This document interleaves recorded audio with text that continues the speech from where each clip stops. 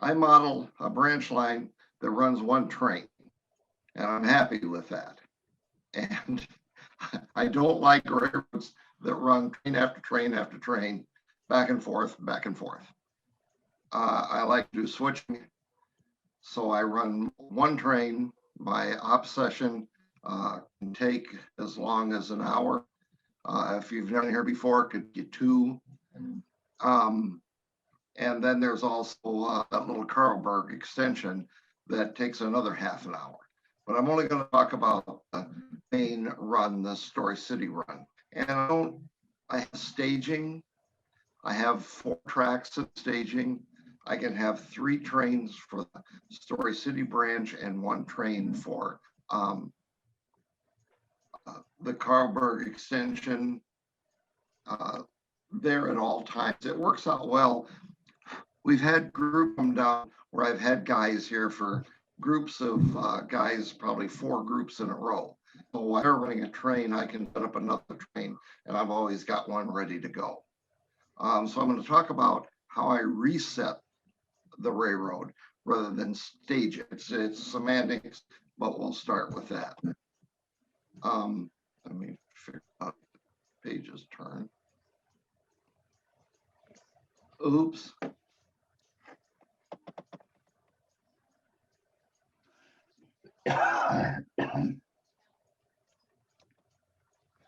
This is, there we go. Okay, did I go too far? Yes, I did. All right, we're working. All right, so this is the staging yard. As cars are kept on shelves behind. I've got about the right amount of cars now. Last year, I went crazy in COVID crazy, and I built a whole bunch of cars last winter. And I've sold off 23 cars so far this year. So I've got my inventory down to where I want it. Matter of fact, I only have, I think, 3 or 4 more cars, 5 at the most, to build at this time. And I don't know when I'm going to get around to doing those. But anyway, the train that just came in is, from its run, is on the 2nd track. I didn't set up anything special when I ran a train. I just took my phone and took some pictures of it. So what I've done is I've taken car cards for each of the cars and set them up next to that car. This shows one of my car cards and a waybill. This is from a real M&L empty car slip that I modified for both empties and loads with just the information on them that's necessary. So you can see the car, it was loaded in Story City, and it's being billed to Minneapolis, a load of corn. You can also see I've gone away from waybills for empty cars, for box cars basically, and just posted empty grain box on the car card. Not realistic, but it saves me swapping a card. Once the cards are removed, they go in their appropriate slot in this box. The red is for Zing, the blue is for Roland, and the black is for Story City. If a car comes in that's had its load removed, I keep those in the drawer. I find the co-loads all have the car number and initials on the bottom, so I can find the right one and put it back in the car. Then the car is on the shelf with its car card for the next time it gets used. If it's a steam engine, it gets turned on the turntable at the end staging. If it was a diesel, I just turn it by hand. We're going to build the next train. First thing we need to do is find out how many empty grain boxes we need, how many empty box cars that are appropriate for loading with grain. And there's 6 grain elevators on the layout. And as you can see, this time there's 5 of them are going to get grain cars. I have several of these slips, and I rotate them each train so that it's not the same each time. Here are the grain cars. They're blocked right behind the engine and then divvied out as the train goes along. No particular car for any particular grain elevator. A grain box is a grain box is a grain box. You can see that I've added more car cards and with waybills down toward to the right of the rest of the train. I usually block the train in station order, and there's usually 2 to 3 cars, maybe 4 for each of the 3 towns. Okay, so now those cards are collected, and with that disposition for the grain boxes are put in the appropriate track number box in front of the staging. You can see some lists to the right. Those are for the Carlsberg turn. This is one of the boxes at town. There are 3 towns. They all have identical boxes. There's a pick here and a pick holder courteous of Bob Gretlet. And you can see after the run, the cars that were set out here are all in set out box. I take those cars and remove the waybills. You can see the Great Western car was an empty grain box, and it's going to be loaded and sent to Minneapolis. The Sioux Line car, on the other hand, came in with a load of lumber. That car is going to be respotted at one of the grain elevators. This is how that stacks up. I put the waybills in. First waybill in will be the one on the right, which is showing a load of grain going to St. Paul. The next card stacked on that would be the middle card. That's the one where it's being respotted to a grain elevator. And the top card for where it's going to go first will be this lumber load. Now, this is a Canadian car, so it's coming from Canada with lumber. And when it's reloaded, it's being sent back north. A lot of times, Canadian cars are sent back empty, but I have plenty of information that says they were reloaded before being sent back. So the car would be loaded in St. Paul and then forwarded back across the border, if not sent to Duluth with another load. So when I'm done with the cards at Zering here, the ones that are to be picked up are in the pickup box. The ones that need respotting are in the respot box. Simple. And it takes 20 minutes to do all this. I timed it as I did it, and that is it. If there are any questions, I will answer them now. Thank you. Well done. I had not seen that one, Clark. I enjoyed that. That was nice. Well, that's it, and I just took a bunch of photos as I was going through what I do. Yeah. That seems pretty simple. It's good. Yeah, because I'm only dealing with 12 to 14. The train leaving has 12 cars. It could come back with anywhere from 10 to 15, depending on what's being recycled on the railroad, how many are being picked up and how many are being respotted. Mm-hmm. So I guess I Clark? can give you back the. Clark, this is Dave Nelson. Yes. In a typical session, would every customer be switched in some way, or is there some way of allocating how busy the customer actually, how active that particular customer actually was? What I do is kind of randomly pick cars for customers when I put those 3 trains together. There's a car in each train. I didn't show that, I should have. Usually each train has a car that is set out for either loading or unloading and then picked up on the return trip. So, and they usually go to Middletown, Roland. there'll be an iced reefer for dressed poultry. There could be stock car with either cattle or animals coming in or animals going out. So when they get to Roland, they have to spot that car, and then when they return, they pick that car up. It basically just has a special instruction that says spot on the way out and pick up on the way back. But generally, I don't pay a lot of attention to these grain boxes. Some of them get moved around. You'll see here that some of them get cars on the line will get, usually box cars will be recycled to grain. Other cars are just out and back. Like Ziering, there are 3 oil dealers. I'll try and put a car on an oil dealer each trip. Sometimes I don't. I might put in one in an oil dealer in Roland one time. Or I try and juggle around the commodities and the customers.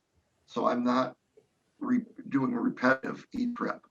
There's always the spotting goes to different places, except for naturally the grain cars.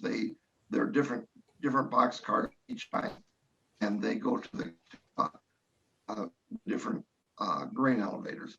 Sometimes with those different lists, a grain elevator may get 2 cars.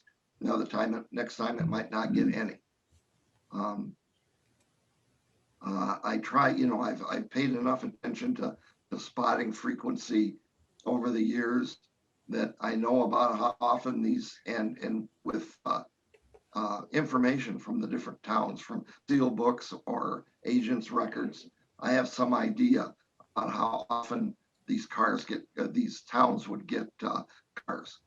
And if you look at a year's worth, if you have a record for a year's worth, and a dealer may get 10, 12 cars, but there's 10 or 12, there's 12 months in a year. So he may get cars in the fall or in the spring, but none during the summer or the winter. And so I pick a time of year when the railroad is most active, because there's 2 canneries on the layout. I picked about the end of the grain season and the beginning of the grain season, so I can take cars to the canneries and also have plenty of action at the grain elevators. But I don't have a list.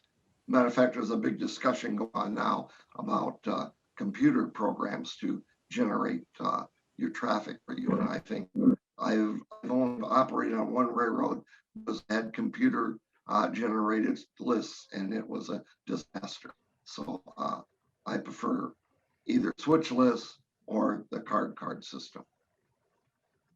I hope that answers your question. Thank I've you. had similar experiences with the computer generated lists on some layouts.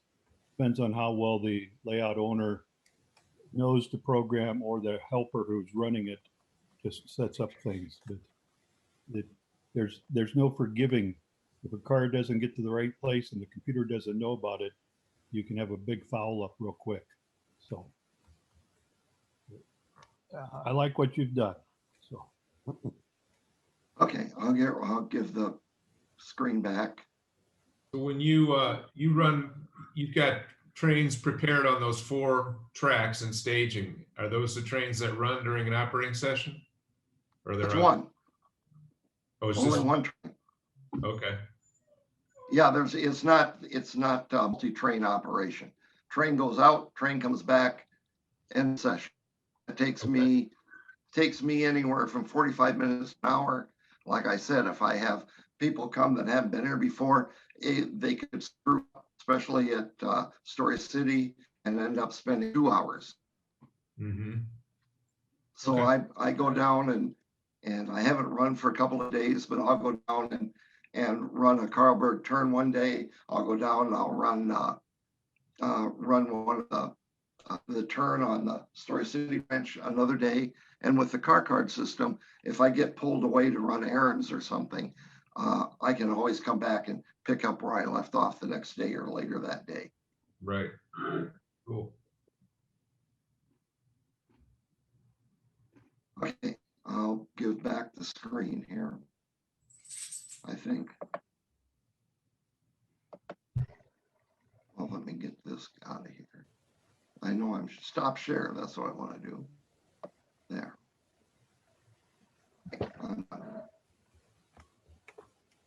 Well, All I'll right. bleep Very good. myself. Any other questions for Clark? Is Bob going to be on tonight? No, I changed my mind. I've got Bob for next week. Are you good with that, Bob? Sure. No, I'm ready to go tonight if you want. Oh, yeah, we can go tonight. Yeah, If- absolutely. Because mine's going to be short too. Yeah, here, let me bring that up. You're the one that's doing all the technical work. Oh, yeah. Clicking next, you mean? Yeah. All right, let's see here. I'm going to share my screen.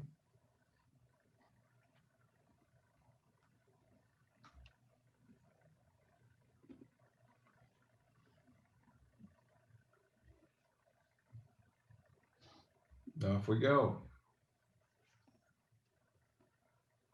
Okay. Well, you got two pictures up. The footprint, Shared the wrong screen. Yeah, sorry about that. you Here. shared the wrong one. Presenters mode is up. Yeah, let's see here. I'll try that again.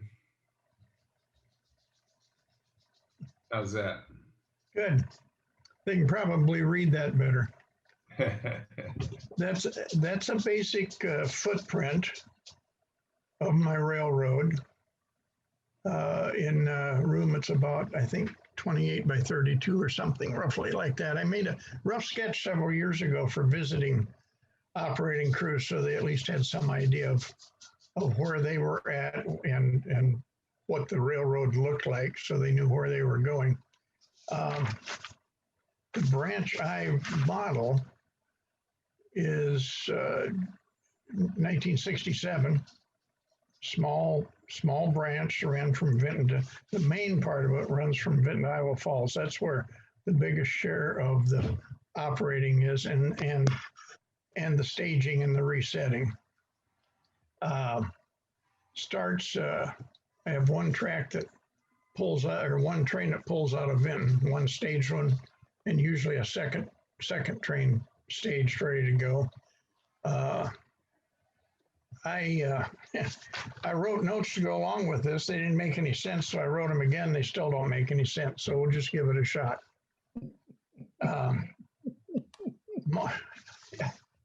We use a car card system, and the waybills, not unlike what Clark uses. My waybills, for the most part, stay with the car cards. I do mix them up once in a while if somebody gets too used to seeing a certain car go to a certain industry. I'll switch waybills just to mess them up and make them think a little bit the next time, so they don't get too comfortable with the system. The main staging area is over in that peninsula under the helix. I have another small staging area, 4-track staging area up above at the top of the top left there behind Cleves. I have 3 tracks staged ready to go for each operating session, plus one on the main track in Iowa Falls, and 1 to 2 sitting over in the Vinton Junction area staged and ready to go. Usually we have one train take off out of Vinton going north, another one leaving Iowa Falls going south. They meet midway at Rhinebeck, which is actually the way the Rock Island did, I found out. I have 3 trains staged up behind Cleves area. They go north up the helix. One goes into the 12B subdivision, which is on a shelf above Iowa Falls. The other two go up and around into the main area. There's a north and a south section. They each have probably 14 to 16 cars apiece. The two down on the main level each have about 18 cars. So we moved quite a few cars in an operating session of about 2.5 or 3 hours, and all of those need to be reset. I have a couple interchange places, as you can see, the Chicago staging shelves, and there's a Sioux Falls staging area up on the upper level. Couple interchanges, Great Western, the IC, and the Chicago Northwestern. These are all spots that I route cars to. So I have a lot of waybills and car cards that get scattered around to all different areas. I can't just reassemble a train and run it back out. It all has to be redone. So why don't we try the first picture there, Greg? That's the main yard at Vinton Junction. That's just before, no, wait a minute, that is after, excuse me, that is before the session starts. The train on behind the double power there is one that just came in from Chicago. The next track over is the local that just came in. The yard man, as soon as there's a stage train that is going to leave and come around the end of the track down there, it's going to head north up towards Iowa Falls. So the yard man's got to break these two trains all down, put them in their correct track. Some of them will go to Iowa Falls, some will go to two tracks I have designated for the upper level. And then he's got to block and stage another freight for the next session before I let him out of the area. And then he makes up two trains that will leave, one small one that will go around into the Chicago staging area, and then another one that will go all the way around to Iowa Falls to be broke down and put into the proper area around there. So next picture, Greg. Okay, this is Iowa Falls before the start. On the left, you can see the caboose of the stage train ready to head out, to head for Vinton, head south to Vinton. The one next to the depot is the last train that came in from the local from the last operating session, and it was filled out with cars out of the staging area, which is to the left underneath the helix. And up underneath the bookshelves there down, that's where I've got 3 more trains staged ready to come down through the Iowa Falls area and up and around the helix up to the second level. Okay, next one, Greg, if this makes any sense to you. Okay, that one is, well, let's see, which train is that? That's the local, came in. This looks like it is after the operating session. The local just came in. It'll be eventually tore apart and blocked into trains for the next operating session. There is, you can see another train. The yard man had another train all staged, ready to go over there towards the left. You can see the caboose just peeking out. And next picture, I think, is going to be a footprint again. Okay, the train is going to go that red track up there, leaving the Vinton Junction around into the Chicago staging. The yard man in Vinton, he made up a small train. It'll go over there and be broke down and put onto the staging shelves.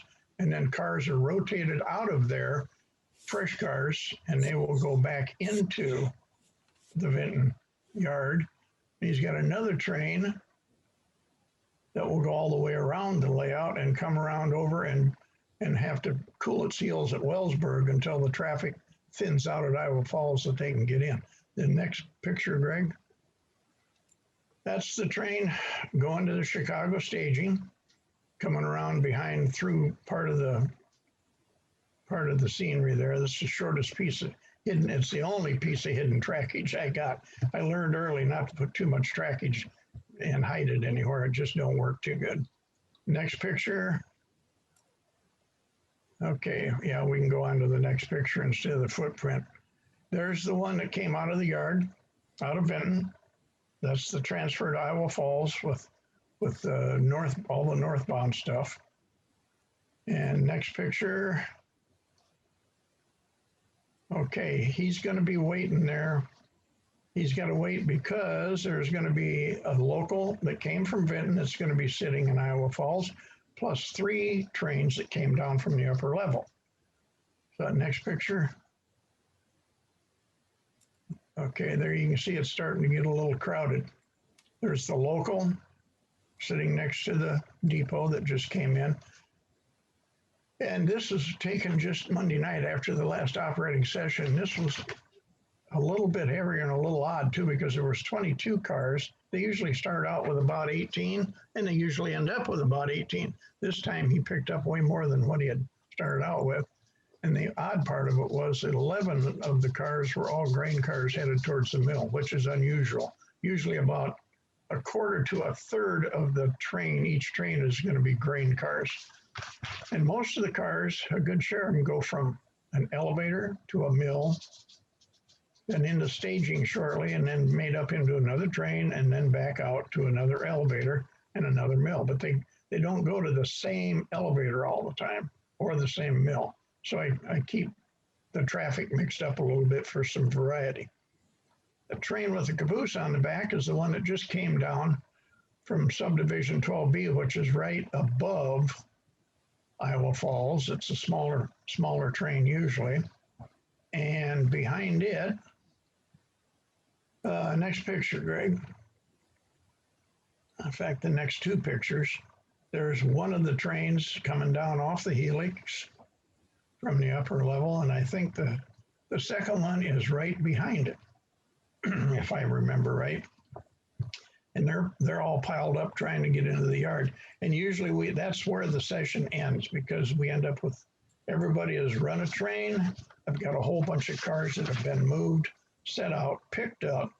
Now all of them have to be, the way bills have to be flipped and put into the yard. I think I did get a shot of the yard, which was the staging area, I guess I should say. I believe that's the next picture, Greg. I think, yeah, there's part of it there, the staging area. It's pretty full. And before these trains that just came down from the helix get worked, I've got to pull out 3 more trains, actually 4, a local and 3 for the upper level. They're all in there, staged, ready to go. I need to pull them out, make sure they're all blocked correctly for the guys. And then I put them out, stage them for the next operating session. And I think that's about it. I think I had one more picture of just the end of the, no, one more, Greg, there. Not a very good one because it's in the dark back underneath the helix. But that is the staging yard before I pull the trains out for the next operating session. And they've got to come out before the other 4 that are sitting there are broke down and blocked, sorted and blocked and shoved back into the staging yard. I counted once, I think there's about 150 cars that we end up moving in an operating session, somewhere in that vicinity. So all of those have to be, the way bills have to be turned. All the trains have to be broke down. Cars all have to be spotted in the correct track, blocked, sequential for the stations that they're going to. I think that's pretty much about it. Anybody got any questions, or did I totally confuse everybody? Must have confused him. I don't hear any questions. I was hoping you would show what happens between the end of your session and the beginning of the next session. How do you move all of those cars around? This winter, when nobody was showing up, I fired up the switcher in Iowa Falls and moved them after I ran a session. Well, I ran 7 sessions because there's seven operating crew. There's 7 crews, and I would run the switcher, and it takes quite a while doing it that way. In between when we're operating, I don't have that much time, so a lot of it is 050. That's the only way I can get everything switched and moved around, because I've got 4 trains just in the Iowa Falls area, average of probably 15 or 16 cars per train. So I've got a lot of cars I've got to remove, block, get into the staging track, and then bring the other trains that just came in that are sitting there waiting. I got to bring them in, break them down, and reblock them and put them into the staging area. So it gets emptied, and then very shortly it gets filled up again. And the waybills, like I said, the waybills stay, for the most part, stay with the car card. Although I do switch some of them around occasionally.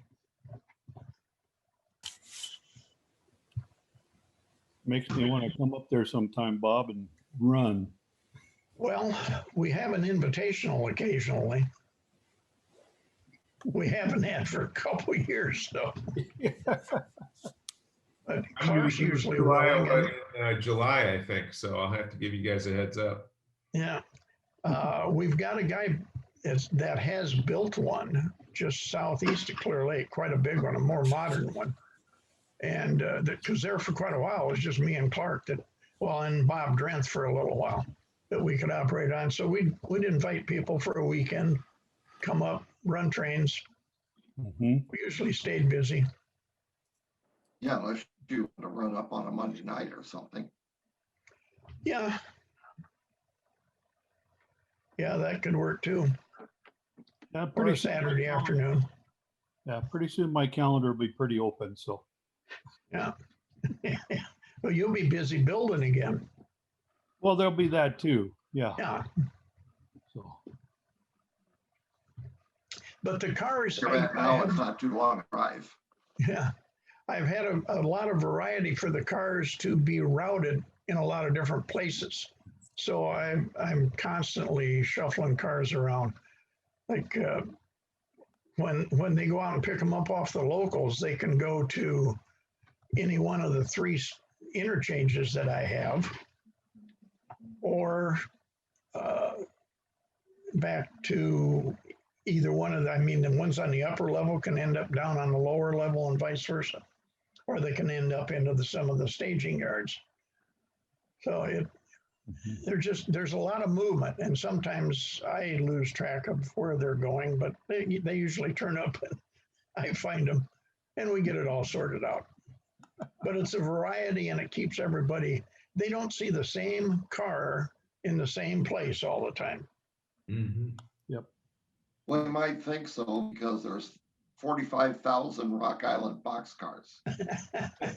Yeah, I counted them. I've only got about 90 or 100. Yes, but you got to Seems remember, like they Rock Island just owned one of each kind. Yeah. Good stuff.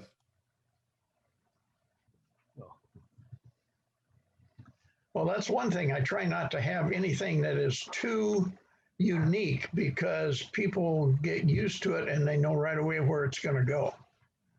So I try to have 2 of something if it's a different road or a different paint job, and then I'll purposely switch the waybills around to have them go different places. Yep. Just to mix them up.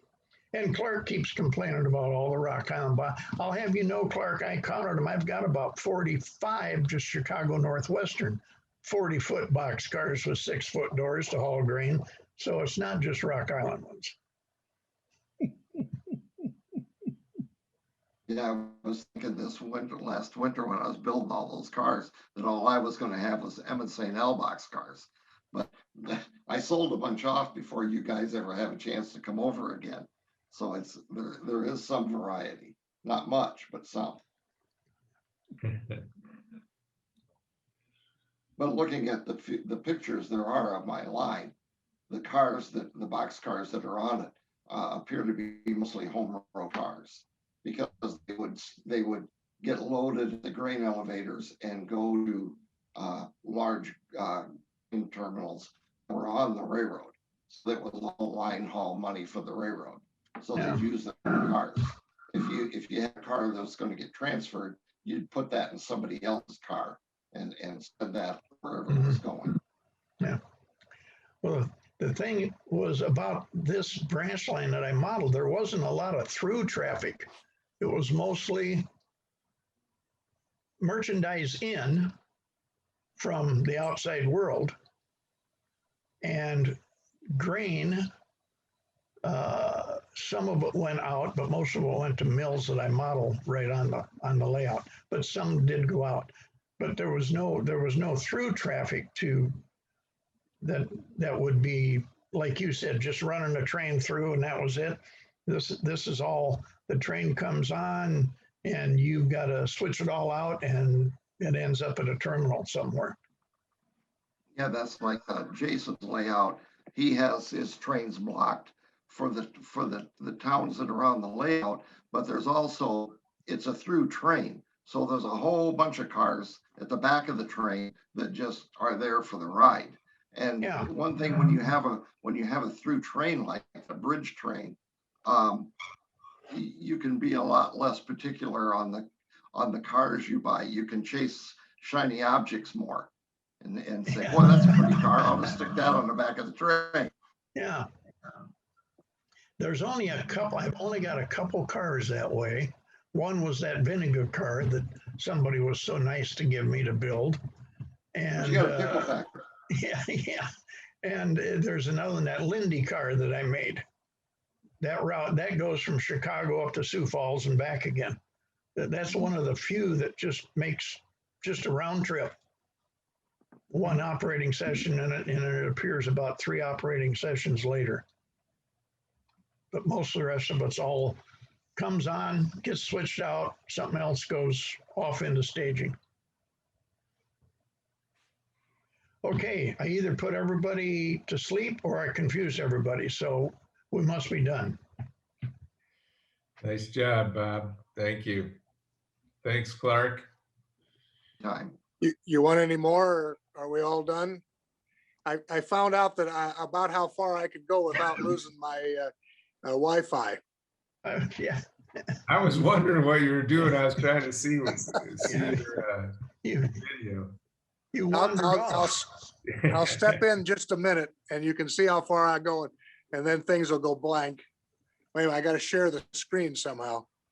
No, we can see where you're going. We can see. Yeah, but it. how about that? Yep. Same as before.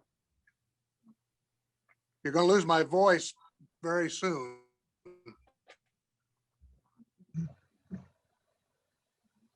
Yeah, we lost everything. You're frozen.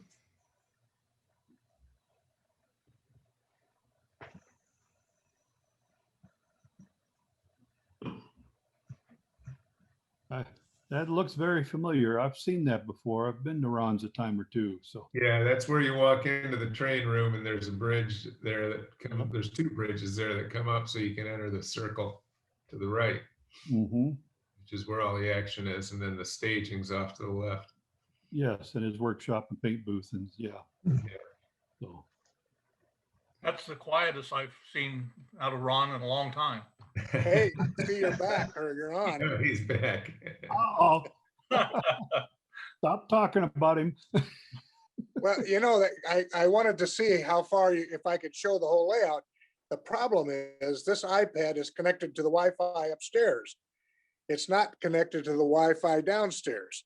Right. So if I was connected down here, I'm sure I could have done the whole thing, but you know, I'm just, since we had time, Yep. I thought I would. Operator error, we understand.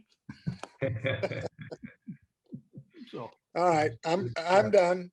All right, well, thanks, everybody. That was a fun night, and we will wrap it up for tonight. I'm not sure what we're gonna do next week, but on the 29th, we're gonna hear from Rich Trowbridge. So if somebody's up for next week, just let me know. Well, you should be about ready for an operating one, shouldn't you? No, I'm not quite there yet. I still got some track delay, and right now I'm in the middle of tearing up my laundry room so that I can have the last staging area and the return loop built. Ah. So that's going to take me a little while. If I lose my job again, I'll be in good shape. Oh, you don't want, no, you don't want that to happen. That gave me lots of time. I didn't have any money to buy anything, but that's all right. I got most of the stuff I need. So, okay, well, I'm going to say goodnight, guys. Thanks. all right. Thanks, everybody. Thank you. Enough. See you next week. Yep. See you next week.